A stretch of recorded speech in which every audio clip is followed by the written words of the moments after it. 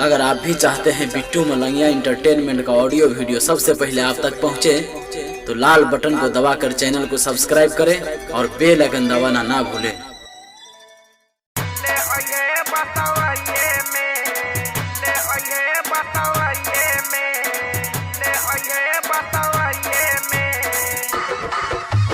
अखन अपने सब सुन रहा छी बिट्टू मलंगिया एंटरटेनमेंट के।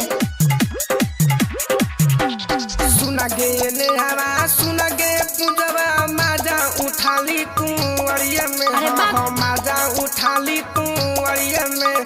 जाता गेलही अब खेत के लहरी मिले अइहे बसवरिये में। जाता गेलही अब खेत के लहरी मिले अइहे बसवरिये में। सुनगे रूपारा सुनगे कजली माजा उठाली कुंवरिये में। माजा उठाली कुंवरिये में। काटा गेलही अब खेत के लहरी मिले अइहे बसवरिये में। काटा गेलही अब खेत के लहरी मिले अइहे बसवरिये में।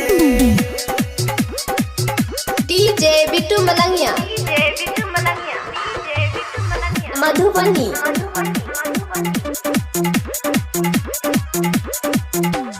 घर से निकलिए गे पूजवा घर के पिछला दुआरी से। घर के पिछला दुआरी से।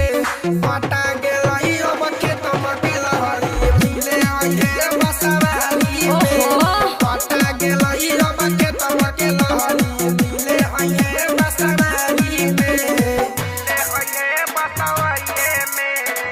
ले अइहे बसवरिये में। ले अइहे बसवरिये में। डीजे बिट्टू मलंगिया मधुबनी।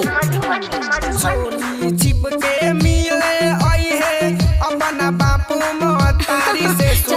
अपना बापू महतारी से। पटा गेलही अब खेत के लहरी मिले अइहे बसवरिये में। पटा गेलही अब खेत के लहरी मिले अइहे बसवरिये में।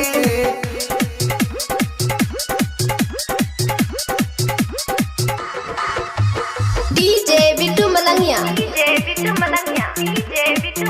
मधुबनी। यादव चुलमुल राजा हिंदुस्तानी मातू मजा दुपहरिये में। मातू मजा दुपहरिये में। पटा गेलही अब खेत के लहरी मिले अइहे बसवरिये में। पटा गेलही अब खेत के लहरी मिले अइहे बसवरिये में। सुनगे नेहरा सुनगे पूजवा माजा उठाली कुंवरिये में।